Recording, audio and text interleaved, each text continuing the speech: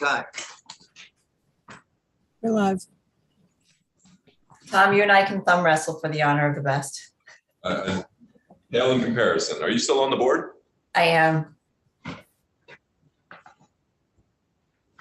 Okay, good morning, everybody. It is Thursday, March 24th. This is the Senate Transportation Committee, and we're going to talk this morning about Vermont's clean water initiatives, stormwater and water quality coordination efforts and roadways. And Catherine is with us from Director, Northwest Regional Planning Commission.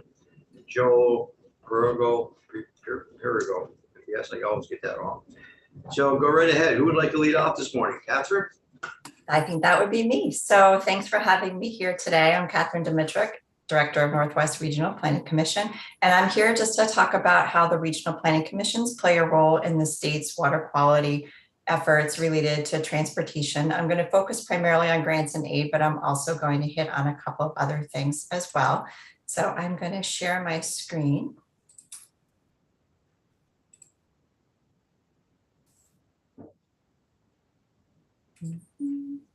Great.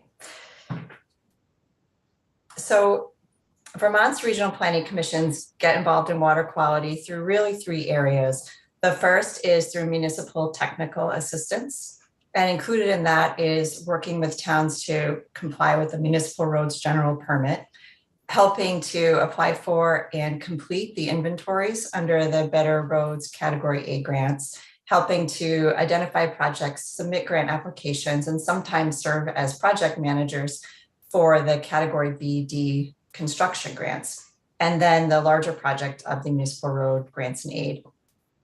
Additionally, we participate in regional and state water quality programs. For example, 3 or 4 regional planning commissions will be serving as the clean water service providers under the new scheme, working with DEC to actually delegate the implementation of water quality projects that are non-regulatory in the Lake Champlain and Memphremagog Basin. Northwest Regional Planning Commission will serve as a clean water service provider for both the Missisquoi and the Lamoille basins, for example. We also work on stormwater management plans, which can be individual municipal, based on an individual municipality or across municipalities. And then finally, we always consider water quality when we're working on transportation and land use projects.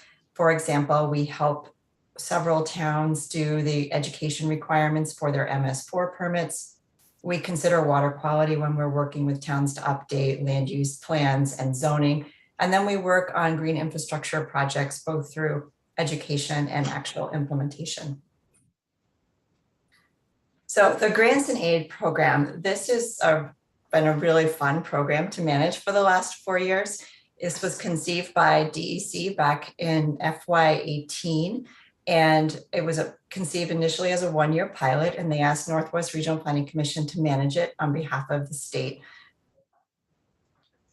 It has 2 components. The first is the best management practices construction, and this provides funding for municipalities to construct best management practices, which are all the practices included in the municipal roads general permit on their roads. So it funds a certain amount each year for each town, depending upon how many hydrologically connected road segments they have.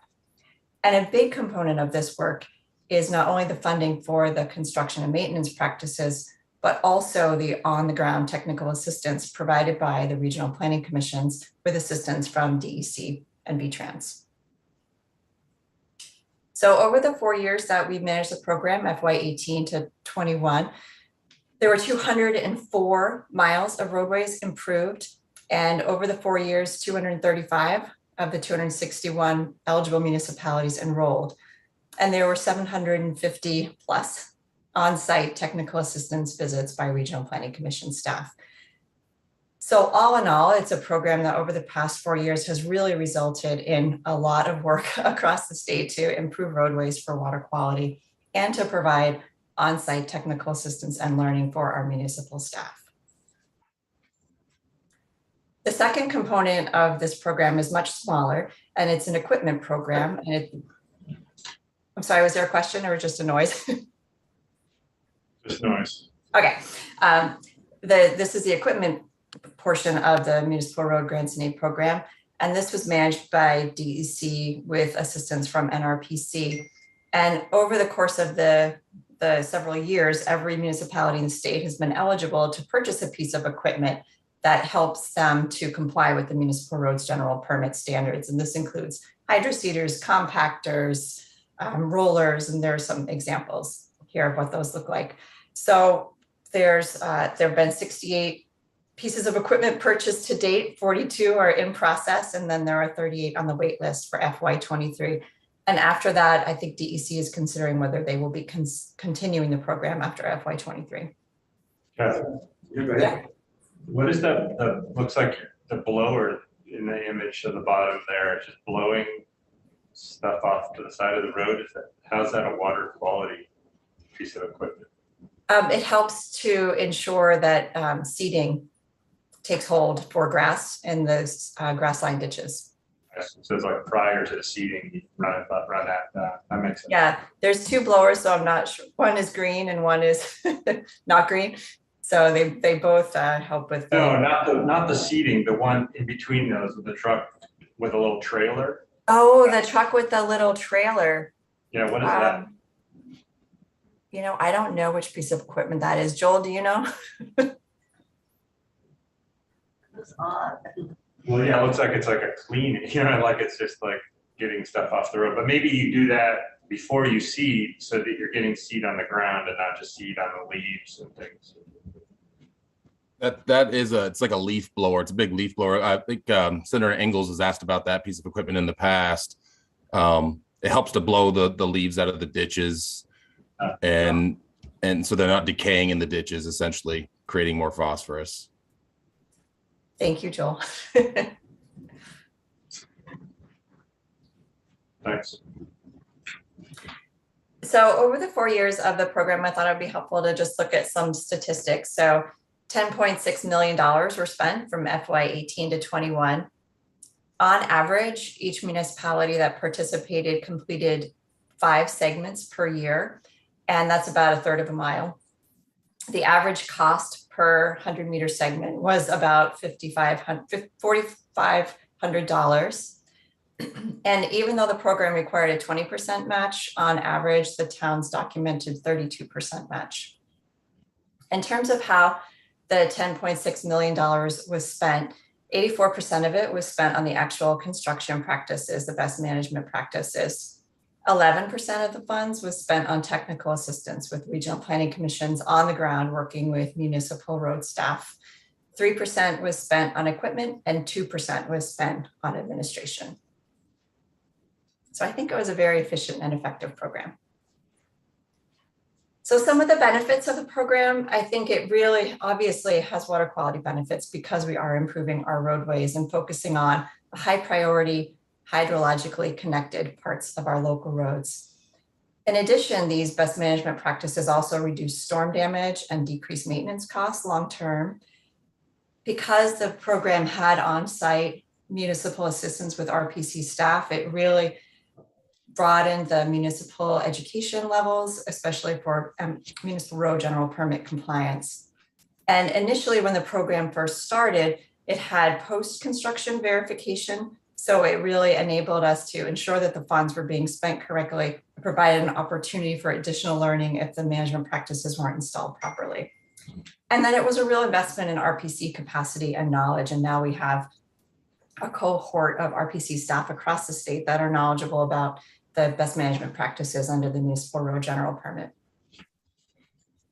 Some of the challenges are challenges that are faced with all programs related to construction. One is just municipal capacity. Several municipalities across the state struggle with filling the staff positions for the road crews. And so just as with every other sector, there's definitely capacity in staffing challenges. We've also had instances where there's been material supply shortages, both with culverts and other materials. Supply shortages. So you hear these days is supply shortages. Right. And I think we were early on this one because we had culvert shortages even pre-COVID.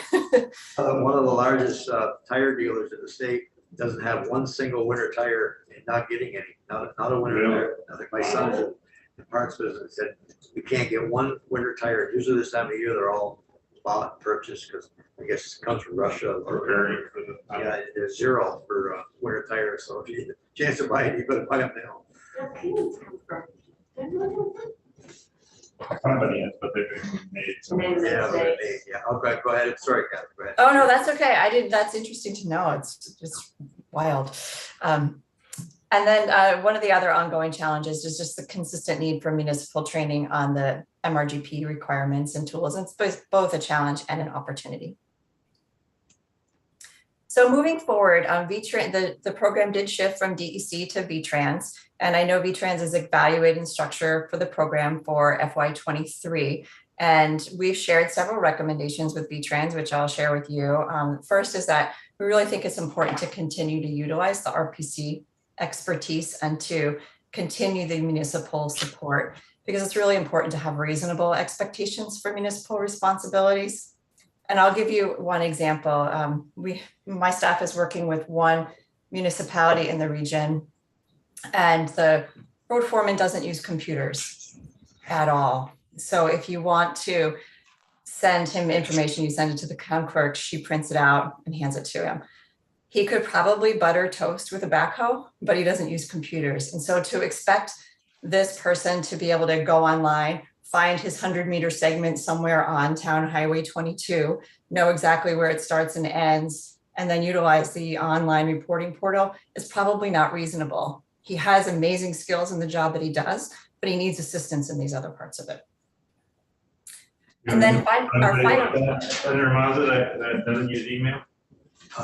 Well, I received, I haven't got to the point where I sent it. You got halfway. Dude. I'm halfway. Come on, give it. Yeah, I know.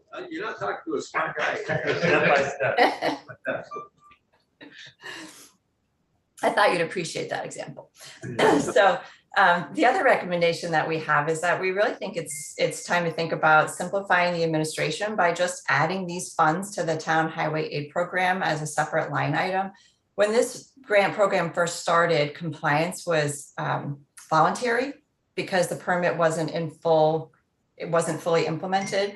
But now that compliance is mandatory and towns have to do these practices over a certain number of years and report annually on their progress, as long as the town is compliant with the permit, we think it would be easier to just funnel those funds. There is a formula that's been working great that figures out how much each town could get if they're eligible. And I think we could just really simplify administration by putting it through the Town Highway Aid Program. So that's those are our recommendations for the project moving forward. And I know, as I said, VTrans is evaluating the structure right now. I wanted to just touch base on, highlight a couple of other things. Catherine? Yeah. The Town Highway Aid is the money that we go out based on the mileage in the town. Yes.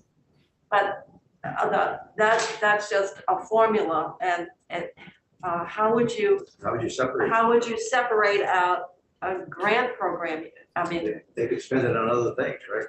yeah, or small towns or whatever might not even have enough to support a particular project. Right.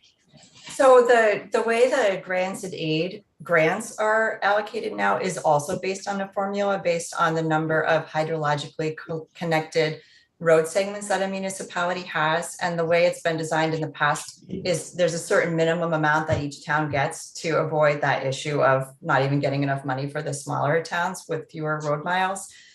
And the way you guarantee it is that towns have to comply with the municipal roads general permit. So they are going to have to do this work.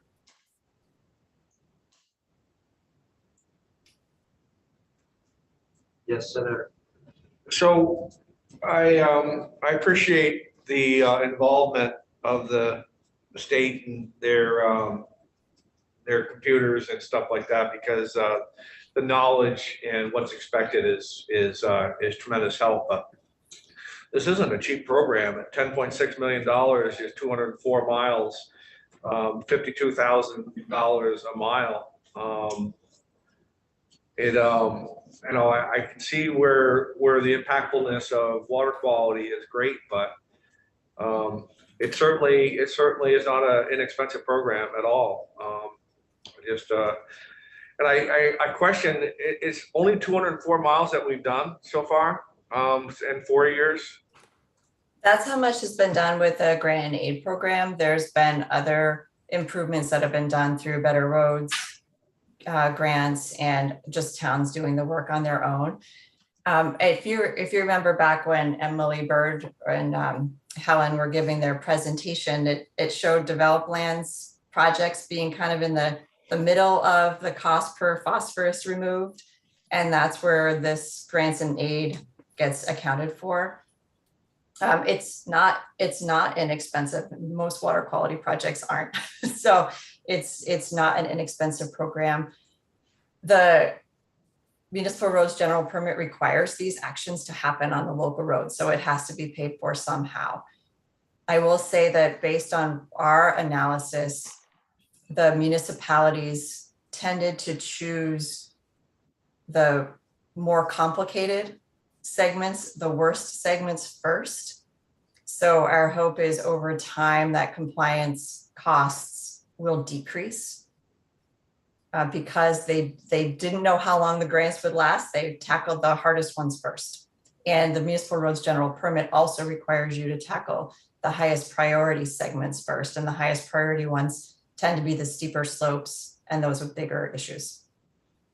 That's why I'm concerned about not having the grant program that allows you to put more money into something that is more complex and would have a higher return than distributing it across all. It would be a relatively small amount, that sort of like all shall be winners and all shall have prizes, but it may not be enough to really deal in a substantive way with the most acute road segments. That's what I'm concerned. I understand you can simplify administration.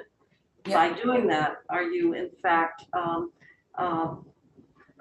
eroding the ability to do something of substance that comes with a higher price tag, which you already have mentioned can be costly? The grants and aid program, even if you don't simplify the administration, is not going to cover the full cost of compliance with the Municipal Roads General Permit.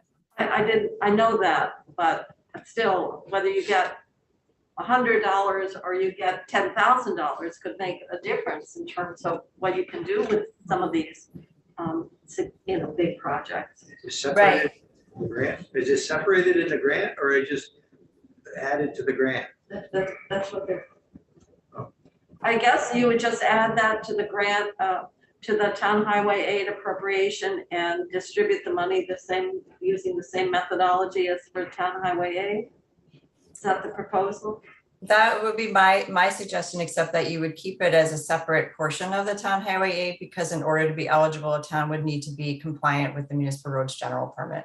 Yeah. And right now, most towns are compliant, but I think that could be because that's your verification. If they're not compliant with the Municipal Roads General Permit, then they're not using the funds appropriately to stay in compliant. So Joel, how many towns, it was just a handful that haven't adopted those standards. How many towns are we talking about? I think you're referring to codes and standards, the road and bridge codes and standards. Yes. So that's slightly different than the compliance piece that I think Catherine's referring to here. Oh, but okay. you're right. The road and bridge standards, I'm not sure the exact number, but it's very few towns that have not adopted them. As far as compliance with the MRGP, defining compliance is somewhat difficult, I think, given the fact that it's sort of a moving scale at this point with, over a certain amount of years, they have to meet certain requirements and certain, like Catherine was alluding to, very high priority segments. They also have to pay many fees. I think, if you look on DEC's sort of portal screen right now, you'd find that there's very few, like maybe 4 or 5 towns that are not currently in compliance with the permit. Okay. So this is a different compliance standard. Correct. I mean, I think if you're talking about road and bridge standards versus the MRGP, yes, they are different. For example, by the end of 2022, by December 2022, towns will have to have approved 15% of their non-compliant segments and report on that.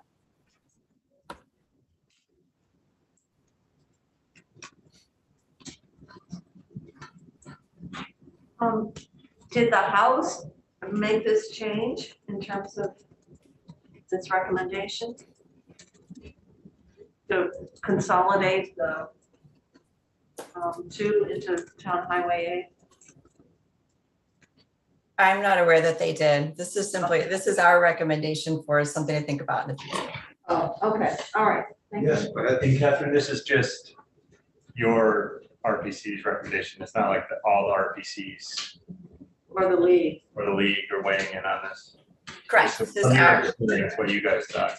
I think there's a general consensus among the RPCs that this could work, but this is our recommendation from NRPC that we've given to VTrans. So it's nothing that VTrans has said, yeah, we think this is great. But they're considering.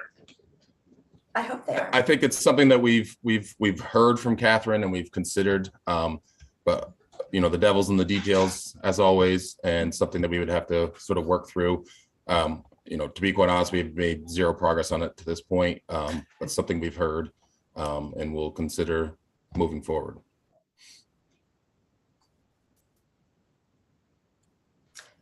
So I wanted to just highlight one other program that NRPC is working on. So we're taking all of the lessons learned from the municipal roads and we're applying them to private roads in the Lake Carmi watershed, which you may know is considered a lake in crisis. So through a grant from the Lake Champlain Basin Program, we're doing a pilot project where we've assessed all of the private and state park roads. And we've used the municipal roads general permit methodology. We've also done landowner education workshops. And then we're going to be constructing 2 to 3 pilot projects this summer into the fall. Hopefully they'll be done by the end of the construction season.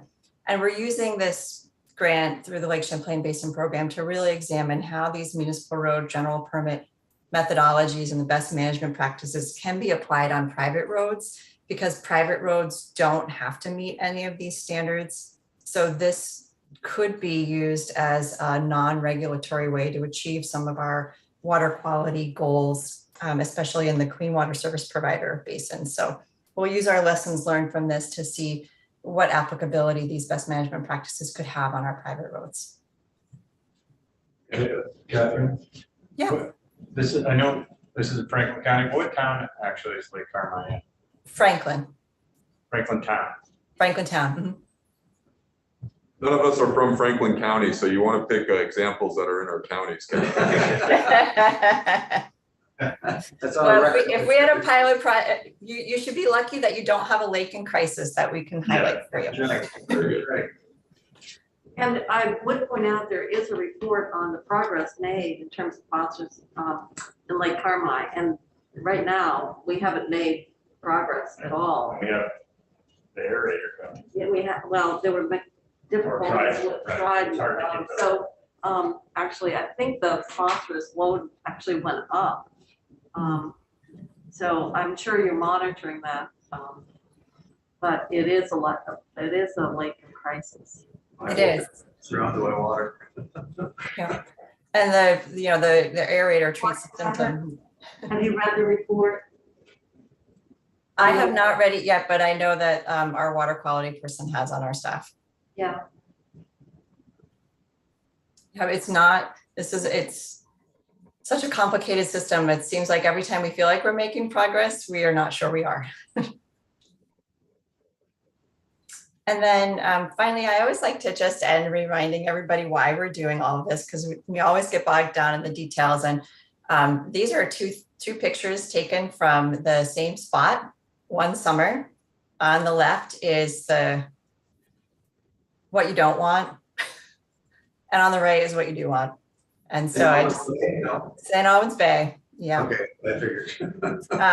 So it's just nice to remind people, because we always get bogged down in the details, and this picture on the right, this joy of our water, is something we want to have more of. Yeah, they've had a problem there for years. God, that's been a mess at St. Albans Bay. Yeah. That's a tough one. Why is it so bad up there in that area? Why has it always been so bad? Well, I think not being a water quality scientist, from what I understand, it's because of the particular geography of that bay. Okay, Because it's so shallow and because it's a receiving area from such a huge amount of agricultural lands. Prior to implementing all the best management practices, there's a lot of existing load already in the bay.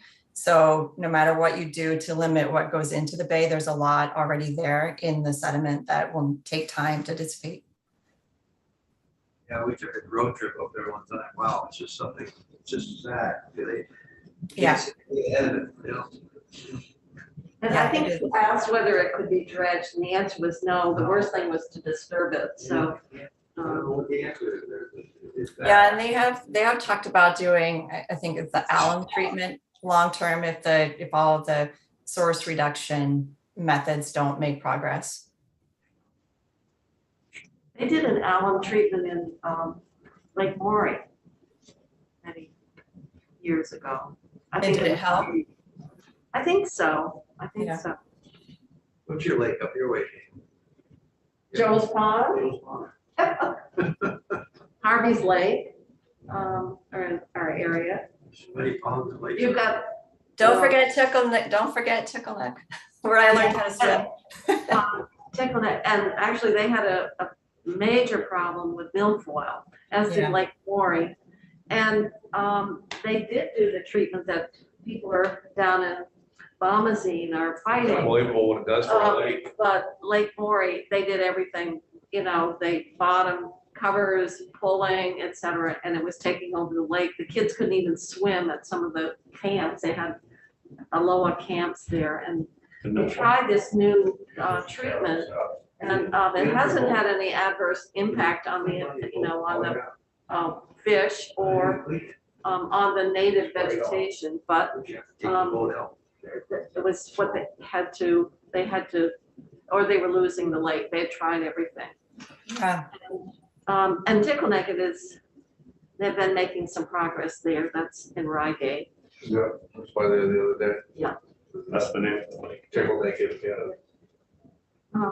And Harvey's doesn't have any milfoil. They have well, you got the access, most of them have the states there, and they have Yeah, they do an an inspection program. Yeah. It was a matter of luck. I mean, Right. now they've All it become takes so is- so vigilant. Actually, it said one of the major contributors they thought for this spread was fishing derbies, where people were moving boats from one body of water to another. And it was before people really were paying attention to what was, you know, they were transporting. What? What was hanging off the Yeah. back of the boat? Yeah. Ingles boat went into Lake Joe's Pond and raised 3 inches. Probably. Yes, anything else? That was what I had. Happy to answer any additional questions if you have any. Questions, committee? Joel, anything good on for this morning? Nothing further than what we've discussed. I was just sitting in case there was any questions for the agency.